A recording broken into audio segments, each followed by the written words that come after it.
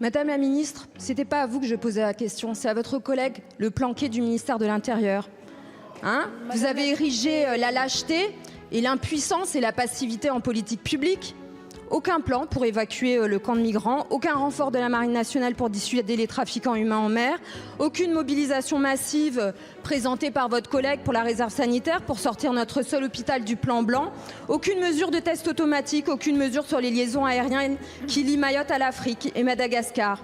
En fait, vous mettez Mayotte en danger, vous mettez nos compatriotes en danger, vous nous mettez tous en danger. La parole est à présent à Madame Charlotte Parmentier-Lecocq pour le groupe Horizon. Merci Madame la Présidente. Écoutez, avec cet amendement de suppression, la France Insoumise souhaite empêcher des Français qui sont nés en Nouvelle-Calédonie de voter aux élections locales. Je voudrais dénoncer l'hypocrisie de la France Insoumise sur ce sujet. Puisqu'en métropole, vous êtes favorable au droit du sol. Mais manifestement, en Nouvelle-Calédonie, le droit du sol, vous vous en moquez. Puisqu'en réalité, on peut être né en Nouvelle-Calédonie, on n'a pas le droit de voter aux élections locales, ça vous va très bien. En métropole, vous parlez de la Déclaration des droits de l'homme et du citoyen. En Nouvelle-Calédonie, non, manifestement, on peut être né et demeurer en Nouvelle-Calédonie, mais ne pas être libre et égaux en droit. En métropole, vous parlez de référendum du matin au soir, mais en Nouvelle-Calédonie, vous en moquez qu'il y a eu 3 référendums qui ont été votés. Et en métropole, vous adorez les mesures clivantes, les politiques clivantes qui ne concernent que vous. En Nouvelle-Calédonie, vous faites les apôtres du consensus. Il faut que tout le monde soit d'accord sur tous les sujets pour pouvoir avancer. Pourquoi une telle hypocrisie ? Parce que vous faites le jeu systématiquement des indépendantistes du FLNKS. C'est votre marque de fabrique et à la fin, défend ce que vous voulez. Quoi qu'il arrive, c'est une indépendance totale de la Nouvelle-Calédonie, quel que soit l'avis des Calédoniens, pour qu'à la fin, ce soit la Chine qui contrôle la Nouvelle-Calédonie. C'est ça votre objectif. S'il vous plaît. Je note encore une fois que le Parlement a refusé la parole donnée de l'État aux différentes forces politiques de Nouvelle-Calédonie. Et vous avez tout simplement balayé d'un revers de main le droit de vote de... Ouais, mais je regarde par là parce que j'arrive pas à les regarder.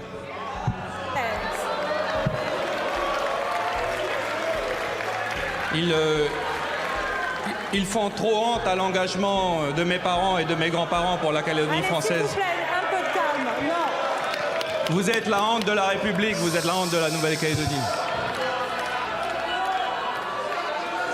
Et Madame la Présidente, je ne vais pas défendre cet amendement. Il était pour rappeler tout simplement que les non-indépendantistes de Nouvelle-Calédonie, ce qu'ils proposaient, c'était 10 ans de présence pour pouvoir voter. Et je voudrais vous dire que, compte tenu du vote du Parlement, les non-indépendantistes désormais attendront en 2027 pour reprendre les négociations. Je vous remercie. Merci, monsieur le député. Monsieur... En un an, le droit français s'est enrichi d'1 million de mots, l'équivalent de 2 Misérables de Victor Hugo ou, pour cette partie de l'hémicycle, de 3000 Jaja d'Aya Nakamura. En 2017, Emmanuel Macron disait vouloir finir avec cette maladie législative. 8 ans plus tard, le bilan est sans appel, plus 27% d'inflation normative. Vous parlez d'un choc de simplification, mais les dirigeants de TPE consacrent 2 jours par semaine aux formalités administratives. Les médecins et agriculteurs y passent 10 heures. À quel moment sont-ils censés travailler entre 2 formulaires S3702 ? Vous prétendez lutter contre la crise du logement, mais le code de la construction et le code de l'environnement ont quadruplé. Que reste-t-il donc à réglementer ? Vous dites vouloir réindustrialiser la France, mais 7 projets industriels sur 10 sont abandonnés à cause des seules lourdeurs administratives. Vous dites aider les artisans, mais des poissonniers qui n'ont pas inscrit en latin Buccinum undatum pour vendre des bulots ont dû payer 1 500 € d'amende. La doctrine fiscale opposable à tout contribuable fait plus de 100 000 pages. Mais si nul n'est censé ignorer la loi, qui peut ingurgiter 100 000 pages avant de remplir sa déclaration d'impôt ? 100 milliards d'euros, c'est le prix de cette paperasse française. 2 fois le budget de la défense, plus que celui d'éducation nationale, les 2 tiers de notre déficit. Le méga décret de simplification devait supprimer 100 normes. À ce rythme, il faudra donc 3670 ans pour nettoyer les écuries d'Orgias. Bon courage. Les Français étouffent. À quand un objectif constitutionnel contraignant de réduction des normes pour économiser 20 milliards d'euros sur 5 ans 20%. 20%, chers collègues. Il y a sur le territoire de la République un endroit où 20% de Français sont exclus du droit de voter à leurs élections locales. Voilà ce que nous avons le pouvoir et surtout le devoir de changer aujourd'hui. Cette situation, tellement devenue ubuesque, qu'il est plus facile pour un étranger communautaire habitant en France d'être élu dans un conseil municipal que pour un Français de Nouvelle-Calédonie de voter et d'être élu aux élections provinciales. Pire encore, il faut 5 ans à un étranger pour obtenir la nationalité française et donc voter à l'élection présidentielle, mais 20% des Français de Nouvelle-Calédonie ne pourront jamais voter pour leurs élus locaux si la loi ne change pas. Et donc, vous voudriez maintenant, M. Tjibaou, c'est vous qui avez convaincu le Parlement de rejeter l'accord de Bougival, vous voudriez maintenant que nous retournions discuter pour aller plus loin que l'accord de Bougival, parce que sinon M. Tjibaou va toujours s'opposer, mais plus loin que l'accord de Bougival, vous avez compris qu'en créant un État, une double nationalité, pour un non-indépendantiste, on faisait déjà tapis. Donc on ne va pas retourner aux discussions pour trouver un accord global qui irait plus loin encore que Bougival. On s'est engagé auprès du Premier ministre, compte tenu de son histoire sur le dossier, à aller quand même aux discussions, malgré le risque que cela comportait pour nous de revenir devant ce Parlement qui donne toujours la victoire aux indépendantistes. On s'est engagé à retourner aux discussions parce que le Premier ministre s'était engagé à ouvrir le corps électoral aux natifs et aux conjoints. Si cette promesse d'État n'est pas tenue, et nous avons été très clairs, dans tous les médias, auprès du Premier ministre, auprès du Haut-Commissaire, auprès de toutes les formations politiques indépendantistes et non indépendantistes, si la promesse d'État qu'a faite le Premier ministre n'était pas tenue, nous ne participerions pas à aucune négociation. Pourquoi aller au suicide alors que nous défendons la Calédonie française? Ce n'est pas notre intérêt et nous préférons donc attendre les élections présidentielles de 2027. Les choses sont très claires. Merci beaucoup, Madame Taillé-Polian. Vous venez de dire en quelques instants que les agriculteurs puaient et qu'il fallait arrêter ces importations. C'est franchement insupportable. C'est franchement insupportable ces commentaires de députés métropolitains et des métropoles plus exactement. Donc, écoutez, vous nous expliquez depuis le début de cet article quelle est la bonne agriculture. Vous voulez expliquer aux agriculteurs comment ils doivent produire. Pire, tout à l'heure, vous voulez expliquer aussi aux Français comment ils doivent consommer. Écoutez, c'est juste insupportable. Il faut vous arrêter. L'objectif de cet article, c'est de développer les agricultures dans nos territoires afin de limiter les importations. Vous nous dites que notre modèle, c'est la Chine. C'est pas vrai. La Chine, c'est le modèle de la France insoumise. Madame Chikirou qui nous a expliqué qu'il n'y avait pas de dictature en Chine, que la Chine c'était un pays formidable. Ça n'est pas notre modèle. Nous, au contraire, nous voulons réduire notre dépendance aux pays et aux importations aux pays qui ne respectent pas les normes que nous imposons aujourd'hui à nos agriculteurs. Et je terminerai en disant que notre agriculture est particulièrement vertueuse. Et moi, je voudrais vraiment saluer nos agriculteurs. Nous avons l'agriculture pratiquement la plus vertueuse en Europe et dans le monde. Et arrêtez de dire qu'ils polluent, arrêtez de dire qu'ils puent et arrêtez de leur dire ce qu'il faut qu'ils doivent faire. Merci monsieur le député. Je mets aux voix cet amendement avec un double avis défavorable, commission du gouvernement. Je rappelle que nos agriculteurs, 7,3% des personnes qui vivent dans des ménages agricoles vivent sous le seuil de pauvreté. Et je déplore d'ailleurs que Madame la Ministre n'ait pas été présente en commission lorsqu'on a abordé la question de leur pouvoir d'achat.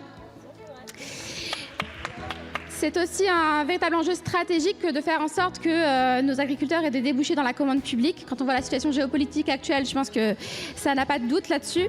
Alors après, ce qu'on remarquera, c'est qu'ici, il n'y a qu'une obligation de démarche. Évidemment, il faudrait aussi aller plus loin et faire en sorte qu'on ait une véritable obligation de résultat. Mais alors pour ce faire, il faudrait encore que la Macronie arrête le en même temps.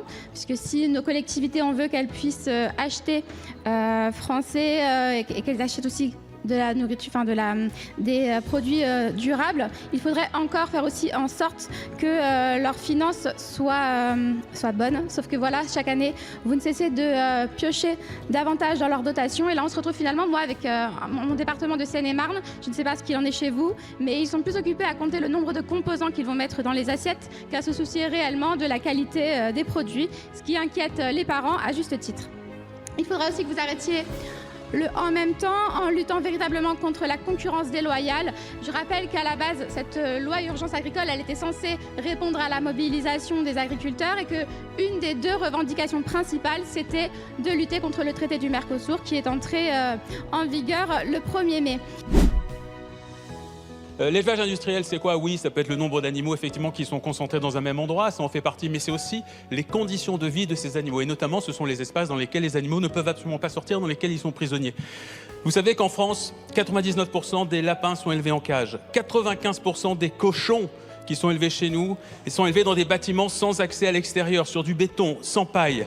Les poulets de chair, c'est 84% des poulets de chair qui vivent dans des bâtiments fermés sans accès à l'extérieur et 49% pour des poules pondeuses. C'est intéressant la question des poules parce que j'ai compris que dans ce texte de loi que vous nous proposez, l'idée est notamment d'étendre la possibilité qu'on puisse installer encore plus facilement des poulaillers géants avec des capacités encore plus grandes. À combien d'animaux? 100 000, 150 000, 200 000. C'est ça le modèle que vous essayez de nous proposer. Et c'est exactement le modèle qu'on refuse. Et refuser de voir qu'aujourd'hui, végétaliser notre alimentation est une nécessité, c'est une cécité politique gravissime. On vote à main levée sur cet amendement. Oui, merci, Monsieur le Président. Alors écoutez, on est vraiment très heureux de voir que Monsieur Cazeneuve défend des outils de territoire d'abattage nombreux sur les territoires. Maintenant, il faudrait s'aligner en cohérence, en fait. Parce que, excusez-moi, mais a priori, c'est vous, aujourd'hui, qui contribuez tout de même à la disparition de tous les élevages de proximité, de tous les élevages locaux. Enfin, le Mercosur, c'est pas nous qui l'avons laissé passer. Au niveau du Parlement européen, le traité de libre-échange avec le Mercosur, c'est pas la France insoumise et notre groupe au Parlement européen qui l'a laissé passer. Ni les écologistes, tout à fait. Bon, en attendant, la concentration des abattoirs aujourd'hui en France, elle existe et elle est le résultat direct de votre politique. Aujourd'hui, qui possède les abattoirs? Ce sont les géantes coopératives qui s'accaparent tous les outils de production. Ce sont les grands groupes comme Charal que vous favorisez dans vos politiques publiques. C'est exactement ce que vous allez faire à l'article 17. Donner la main à toutes ces firmes qui s'accaparent au fur et à mesure l'ensemble des outils de production, de manière à ce que les éleveurs en soient complètement dépossédés et qu'au final, on soit ultra dépendant soit des importations, soit de fermes qui demain ne seront plus que tenues par des firmes ou des grandes coopératives. Donc à nous vendre des mots comme ça, c'est très joli sur le texte. Hein. Maintenant, il faudrait aligner le texte avec les faits, monsieur. Alors, c'est intéressant votre narratif parce qu'une fois que vous avez dit ferme-usine et méga-bassine, on a à peu près l'archétype de votre pensée. Voilà. Moi, je pense, Madame la députée, que les agriculteurs qui suivent nos débats, les éleveurs qui suivent nos débats, doivent vraiment être terriblement affectés par les propos que vous utilisez et qui caricaturent, qui dégrade la vision du métier. C'est honteux parce que le métier d'éleveur est un métier dur, exigeant. Je ne prendrai que l'exemple des bovins. Nous avons en France 16,5 millions de bovins, 100%. S'il vous plaît, chers collègues, c'est une de vos collègues qui prend la parole après. 100% des bovins ont un accès au pâturage à l'extérieur. Rien que sur cette seule filière, est-ce que vous avez dit la quasi-totalité des animaux élevés en France sont privés d'accès à l'extérieur? Je vous avoue qu'il y a quelque chose d'assez insupportable quand vous parlez au nom de tous les agriculteurs. La FNSEA et particulièrement la direction de la FNSEA et M. Arnaud Rousseau, ce ne sont pas tous les agriculteurs, Madame la Ministre. Et oui, je pense que personne n'a jamais vu une loi qui a été autant écrite par la FNSEA, mot pour mot. Ça n'est pas la loi de Madame Genevard, c'est la loi de Monsieur Arnaud Rousseau en vérité, cette loi. Et donc, je vous le dis, de nombreux agriculteurs ne sont pas contents du tout de ce nouveau projet de loi. La Confédération paysanne, la Fédération nationale d'agriculture biologique, de nombreux onvards, dont vous refusez d'ailleurs l'association dans vos projets d'avenir agricole, de nombreuses organisations agricoles ne sont pas d'accord. Et par ailleurs, nous faire des leçons sur le développement du monde agricole quand, je vous le redis, pour la première fois depuis 60 ans, vous avez réussi l'immense exploit d'amener un déficit agroalimentaire en France. Oui, depuis 60 ans, c'était jamais arrivé. En décembre 2025, pour la première fois, nous sommes déficitaires. Et ça, c'est le résultat de 9 ans de Macronie dont vous faites partie, Madame la Ministre. Monsieur Turquois. Merci, Monsieur le Président. Alors, collègues, si vous ne souhaitez pas réduire notre production de viande pour le bien des animaux, peut-être que vous accepterez de penser à cette perspective pour le bien de nos enfants et de nos petits-enfants, à savoir pour lutter contre le réchauffement climatique. Alors, cet amendement propose que les projets d'avenir agricole contribuent à la réduction de 85% du nombre d'animaux d'élevage produits sur le territoire à l'horizon 2050 et au développement des cultures de protéines végétales destinées à l'alimentation humaine afin d'atteindre les objectifs climatiques de la France. Parce que c'est comme ça, que vous le vouliez ou non, il faut réduire le nombre d'animaux qui sont élevés sur ce territoire. Il faut réduire notre consommation de viande si on veut lutter efficacement contre le réchauffement climatique. C'est pas un fantasme d'Aymeric Caron. Non! Vous faites du négationnisme scientifique. Ce sont les scientifiques qui nous le disent. Ce sont des agences. Même la Cour des comptes nous le dit. C'est pas LFI, la Cour des comptes. L'ADEME. Alors. Et ça ne tiendra pas 3 jours devant un juge. J'en veux pour preuve les 5 substances que j'ai interdites. Et donc, consécutivement, les produits dont j'ai interdit l'importation à ce motif. Immédiatement, l'État a été l'objet d'un recours qui a été fait par les importateurs. Les importateurs se sont retournés contre l'État et nous ont attaqués. Bon. Donc, il est évident qu'à la minute même où cette disposition serait adoptée par le Parlement, elle serait attaquée parce qu'elle n'est pas du tout conforme, elle n'est pas conforme au droit européen, dont je vous rappelle que c'est la compétence. Alors, je pense qu'il faut impérativement ne pas laisser à entendre que la démarche à laquelle invitent vos amendements va prospérer. Elle ne prospérera pas. Elle ne prospérera pas. Elle ne peut pas prospérer. Dans un cadre unique, d'un marché unique, ça n'est pas possible. On est dans une situation aberrante, effectivement, parce que nous avons surtransposé une disposition qui n'est pas à l'œuvre dans aucun des 26 autres pays européens pour toutes les... La moyenne, par exemple pour le porc, prenons l'exemple du porc, la moyenne en France pour les truies, c'est 250. Au Danemark, en Allemagne, c'est 4 fois plus. C'est la même chose pour les cochons. Je vais vous donner l'exemple de la Chine. On me dirait la Chine, c'est loin, mais la Chine exporte, y compris chez nous. 4 à 5 exploitations peuvent assurer la totalité de la production française. Prenons l'exemple des bovins. En moyenne, il y a 60 vaches par ferme en France. 98% des élevages bovins ont moins 98%, monsieur le député Pétavy, 98% des élevages bovins ont moins de 150 vaches. 100% des vaches de race à viande et 95% de vaches laitières ont accès à l'extérieur dès que les conditions météo le permettent. Passons maintenant à la volaille.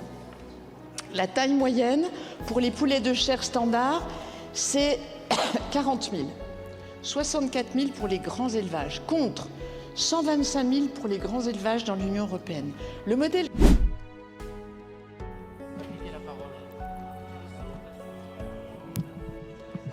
Merci, Monsieur le Président. Je voudrais revenir sur les méga arguments et les méga amendements que j'entends depuis quelques instants sur les bancs de la France insoumise. En fait, l'agriculture vue par M. Caron, c'est un peu Martine à la ferme. C'est-à-dire qu'il faudrait un dindon, une poule, un cochon dans la cour. Et la réalité, c'est que, selon la France insoumise, dès qu'on met 2 poules ensemble, c'est un méga élevage. Ben, ça n'est pas la réalité. Et je voudrais demander à M. Caron comment on fait pour produire 12 milliards d'œufs, qui est la consommation de nos concitoyens en France, si on n'a pas de bâtiment d'élevage. Avec M. Caron, avec la France insoumise, dès qu'on met 2 baignoires côte à côte, c'est une méga bassine, bien évidemment. Et je voudrais savoir aussi de leur part comment on réussit à recueillir l'eau l'hiver quand elle tombe pour permettre l'irrigation l'été quand nos agriculteurs en ont besoin. Donc si vous voulez, vos méga arguments et vos méga amendements ne servent qu'à stigmatiser nos agriculteurs. Arrêtez, s'il vous plaît. Madame Thomas. Alors que notre pays traverse une grave crise politique, économique et sociale, après plusieurs reports des élections et l'échec de Bougival, vous nous proposez aujourd'hui, Monsieur le ministre, de reprendre une proposition de loi organique déposée au Sénat depuis près d'1 an par le collègue naturel en pleine campagne électorale dans des délais contraints pour un vote prévu dans quelques semaines sans même que le corps électoral ne soit encore clairement défini. Voilà comment vous traitez les Calédoniens, décidés de manière unilatérale, une fois encore, sans l'avis du peuple colonisé. Est-ce nécessaire de se lancer dans un débat sur un sujet aussi sensible que celui du corps électoral en un temps si restreint? Le débat qui nous réunit aujourd'hui ne relève pas simplement d'une simple question technique d'inscription sur les listes électorales. Ce qui est en jeu, ce n'est pas un simple réajustement administratif,